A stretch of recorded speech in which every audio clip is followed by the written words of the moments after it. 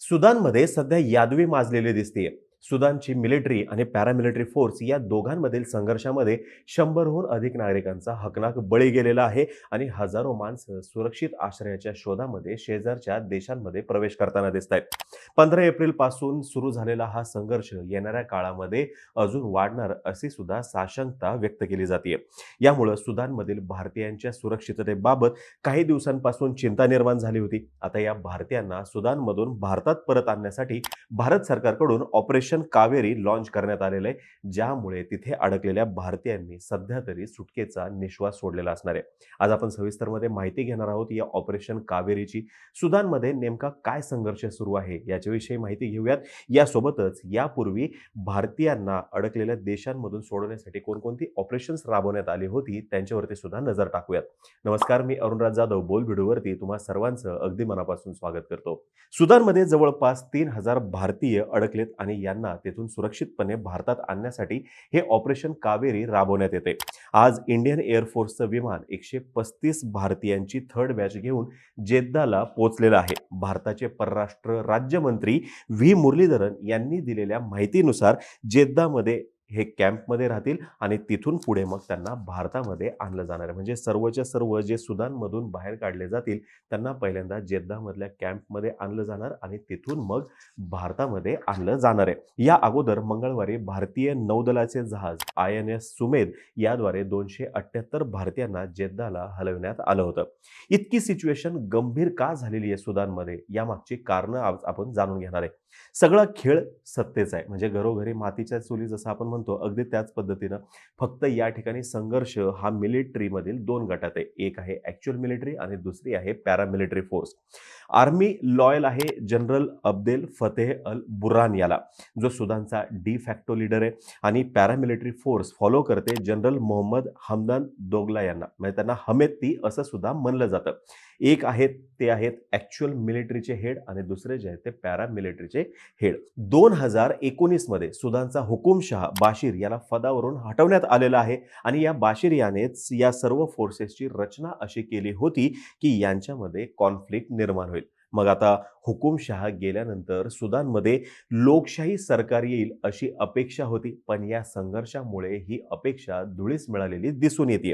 2022 पासूनच सुदानमध्ये असं काही होणार याचा अंदाज होता, कारण की बाशीर यांची खूप काळापासून सुदानमध्ये हुकुमशाही सत्ता आहे. मग बाशीर यांना पदावरून हटवल्यानंतर लोकशाही येईल अशी अपेक्षा होती, पण 2019 गेलं, 2020 गेलं, 2021 गेलं, तरी सुद्धा लोकशाही सरकार येण्याविषयीची काही चिन्ह दिसेनात. म्हणून मग 2022 पासून चर्चा अशी सुरू झाली कदाचित की बाबा मोठी यादवी माजू शकते आणि नेमकं तसंच झालेलं आपल्याला दिसून येत आहे. दारफूर रिजन मधील रिबेलियन यांना चिरडण्यासाठी पॅरामिलिटरीच्या रॅपिड सपोर्ट फोर्सची स्थापना बाशीर यानेच केलेली होती आणि या भागातील जनतेवर सुदानमधील केंद्रीय सरकार अत्याचार करत होतं. मग अत्याचारावरती उपाय म्हणून त्या जनतेने सरकार विरोधात उठाव करायला सुरुवात केली होती आणि हे उठाव चिरडण्यासाठीच ही पॅरामिलिटरी फोर्स निर्माण करण्यात आली होती. 2013 मध्ये बाशीर याने या पॅरामिलिटरी फोर्स मधील जे लीडर्स आहेत यांना पहिल्यांदा मिलिटरी रँक दिली आणि नंतर यांना आंदोलन चिरडण्यासाठी दारफूर रिजन मध्ये पाठवलं आणि नंतरच्या काळामध्ये हीच पॅरामिलिटरी फोर्स त्यांनी येमेन आणि लिबियामध्ये सुद्धा घुसवलेली दिसून येते. म्हणजे बघा प्लॅन कसा केला. सुरुवातीला अत्याचार सुरू केले जनतेवरती, नंतरच्या काळामध्ये जनतेने उठाव सुरू केला. मग हा उठाव चिरडण्यासाठी म्हणून पॅरामिलिटरी फोर्स स्थापन केली. या पॅरामिलिटरी फोर्समधले जे लीडर्स आहेत त्यांना मिलिटरी दर्जाचे रँकिंग दिले आणि मग आंदोलन चिरडायला सुरुवात केलेली दिसून येते. म्हणजे अगदी व्यवस्थित प्लॅन करून हे सर्व झालेलं आपल्याला दिसून येते. आता या पॅरामिलिटरी फोर्सचा लीडर म्हणजे हमेती आणि रेग्युलर मिलिटरी फोर्सचा लीडर बुरहान या दोघांनी ह्या सर्व त्रासाला कंटाळून 2019 मध्ये बशीर यांना सत्तेवरून खाली खेचलं. आता या सर्व घडामोडीमध्ये मिलिटरी हेडक्वार्टर समोर आंदोलन करणाऱ्या आंदोलकांची अमानुषपणे हत्या सुद्धा झाली, महिलांवरती मोठ्या प्रमाणात अत्याचार सुद्धा झाले आणि मग 2021 मध्ये मिलिटरीने उठाव केला आणि सगळी सत्ता जी आहे ती आपल्या ताब्यामध्ये घेतली. आता बघा 2019 मध्ये ऑलरेडी बाशीर यांना पदावरून खाली खेचण्यात आलेलं आहे, तरी सुद्धा 2021 मध्ये मिलिटरीने हा उठाव केलेला आहे, सत्ता ताब्यात घेतलेली आहे. पण सामान्य नागरिकांनी मिलिटरीने जी काही सत्ता ताब्यात घेतलेली आहे याला विरोध करायला सुरुवात केली. मग याच्या आडून पॅरामिलिटरीचे जे हेड आहेत हमेती यांनी लोकशाहीची मागणी करून आंदोलकांना बळ दिलं आणि हा संघर्ष मोठ्या प्रमाणात पेटलेला दिसून येते. आता या ठिकाणी विरोधाभास कसा आहे तुम्हाला सांगतो. लोकशाहीविषयीची मागणी करणाऱ्या हमेती यांनी इलिगल माइन्समधून सोनं निर्यात करून ऑलरेडी बक्कळ पैसा कमवलेला आहे आणि पॅरामिलिटरी फोर्सवरती यांचा वचक आहे आणि ही पॅरामिलिटरी फोर्स गेल्या कित्येक वर्षांपासून आंदोलकांवरती वचक ठेवण्यासाठी त्यांचं आंदोलन चिरडण्यासाठी वापरलेली आहे आणि हेच आता लोकशाहीसाठी आंदोलकांना बळ देताना दिसत आहे आणि हाच खरा तर संघर्ष आहे. पण खरं सांगायचं म्हणलं तर सुदानमधल्या सामान्य नागरिकांचा या दोघांना विरोध आहे. म्हणजे मिलिटरीला सुद्धा विरोध आहे आणि पॅरामिलिटरी फोर्सला सुद्धा त्यांचा विरोध आहे. कारण की दोघंही एकाच नाण्याच्या बाजू आहेत.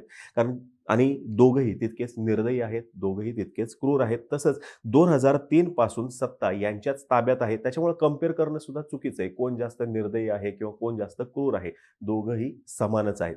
सुदानचं लोकेशन फार महत्त्वाचं आहे बघा. प्रचंड सुबत्ता आहे सुदानमध्ये ॲग्रिकल्चर फ्रंटवरती जर का बोलायचं म्हणलं. त्याच्यामुळं कोणीही सहजासहजी सत्ता सोडणार नाही. ताब्यामध्ये असलेली सत्ता सोडून स्मूथली सत्तांतर होणं आजच्या दिवशी तरी अशक्य दिसतंय.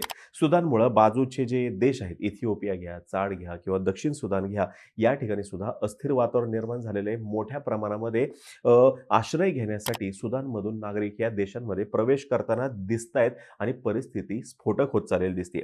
या कठीण परिस्थितीमध्ये सौदी आणि UAE Islamist influence against pushback करण्यासाठी प्रयत्नशील दिसत आहेत. यासोबतच रशिया या अशांततेचा फायदा घेऊन सुदानमध्ये इन्फ्लुएन्स वाढवून तांबडा समुद्राचा जो रिजन आहे तो कंट्रोल करू इच्छित. आता जर का तुम्ही व्यवस्थित लोकेशन बघितलं सुदानचं, आफ्रिकेचा जो हॉर्न म्हणतो आपण, त्या हॉर्नच्या इथं हा सुदान देश आहे. तिथून तांबडा समुद्र आहे आणि बाकी युरोप वगैरे जो आहे तो त्या ठिकाणी जोडलेला आपल्याला दिसतोय. जर का रशियाला या ठिकाणी संधी मिळाली आणि इन्फ्लुएन्स जर का वाढून त्यांनी त्या ठिकाणी जर का स्वतःचा बेस निर्माण केला तर संपूर्ण जी जहाजाद्वारे होणारी वाहतूक आहे त्याच्यावरती रशियाचं कंट्रोल निर्माण होऊ शकतं. याच्यामुळे हा विषय अजून गंभीर झालेला आहे आणि हा पेच वाढत चालल्यामुळं भारतीयांच्या सुटकेसाठी मग भारत सरकारकडून हे ऑपरेशन कावेरी जे आहे ते सुरू करण्यात आलेलं आहे. आता ऑपरेशन कावेरी का? तर एकतर महत्त्वाची नदी आहे. आपल्या इथं नद्यांना फार पवित्र असं स्थान आहे आपल्या एकूण जनमानसामध्ये. नद्या सर्व अडथळे ओलांडून इच्छित स्थळी पोहोचतात. यामुळं या ऑपरेशनला नाव दिलेलं आहे ऑपरेशन कावेरी. या अगोदर युक्रेनमध्ये जे भारतीय नागरिक होते त्यांच्या सुटकेसाठी सुद्धा ऑपरेशन गंगा जे आहे ते राबवण्यात आलं होतं. असंच 2006 मध्ये ऑपरेशन सुकून राबवण्यात आलं होतं. 2011 मध्ये ऑपरेशन सेफ होम कमिंग राबवण्यात आलं होतं. 2015 मध्ये मैत्री आणि 2017 मध्ये इन्सानियत. म्हणजे आपल्या इथे खूप अगोदरपासून जिथे ज्या ज्या देशांमध्ये सत्ता संघर्ष सुरू झालेला आहे किंवा यादवी निर्माण झालेली आहे तर त्या ठिकाणच्या भारतीयांना सुरक्षितपणे भारतात परत आणण्यासाठी असे ऑपरेशन्स भारत सरकारकडून राबवण्यात येतात. आता भारत सरकारचे जे एक अधिकारी आहेत त्यांच्यानुसार it's like a mother who will ensure she will bring her children back to safety. म्हणजे हे ऑपरेशन एका आईप्रमाणे आहे की आपले सर्व जी मुलं जी आहे जी परदेशामध्ये आहे ती परत सुरक्षितपणे आपल्या देशात यावी म्हणून. सुदानमध्ये 1200 सेटल्ड इंडियन कम्युनिटी आहे आणि टोटल जर का बघितले आपण तर 3000च्या आसपास त्या ठिकाणी भारतीय आहेत. सुदानमध्ये इकॉनॉमी समोरचं सुद्धा चॅलेंज आता अजून जास्त प्रखर झालेलं दिसून येते. या अगोदर सुद्धा सुदान समोर स्मगलिंगचा फार मोठा विषय होता. त्यांची इथं हायपर इन्फ्लेशन होतं. महागाई आणि अतिप्रचंड महागाई अशी त्यांची इथं होती. यासोबतच हा देश मोठ्या कर्जामध्ये रुतलेला आहे आणि आता या संघर्षाची त्याच्यामध्ये भर पडलेली दिसून येते. भारताने सुद्धा सुदानमध्ये मोठी गुंतवणूक केलेली आहे बघा. जवळपास $612 मिलियन गुंतवणूक आहे एनर्जी सेक्टरमध्ये, ट्रान्सपोर्ट सेक्टरमध्ये आणि ॲग्रिकल्चर सेक्टरमध्ये. त्याच्यामुळं त्या ठिकाणी शांततापूर्ण मार्गाने सर्व गोष्टी घडाव्यात अशीच भारताची भूमिका असणार आहे आणि भारताने कायमच सुदानमध्ये शांततापूर्ण आणि लोकशाही मार्गाने सत्तांतर व्हावं म्हणून आग्रही भूमिका घेतलेली दिसून येते. सुदानमधील संघर्ष लवकर संपावा यात तेथील नागरिकांची भूमिका आणि जबाबदारी ही फार मोठी असणार आहे. कारण की या नागरिकांचा मिलिटरीला आणि पॅरामिलिटरी फोर्स या दोघांनाही तितकाच विरोध आहे. आता तुम्हाला ही माहिती जर का आवडली असेल खाली कमेंट बॉक्समध्ये नक्की सांगा. आम्हा सर्वांची व्हिडिओ जास्तीत जास्त लोकांपर्यंत पोहोचवा आणि चॅनलला सबस्क्राईब करायला विसरू नका. धन्यवाद.